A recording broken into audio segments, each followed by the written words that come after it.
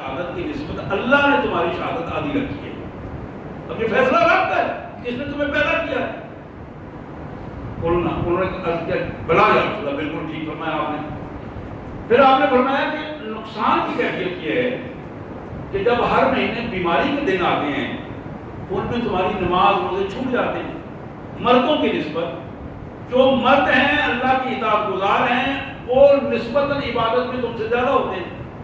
تو یہی تمہارا دین کا نقصان بھی ہے اور عقل کا نقصان بھی ہے.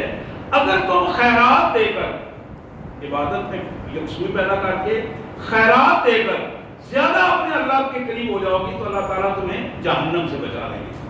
تو یہ پیغام تھا.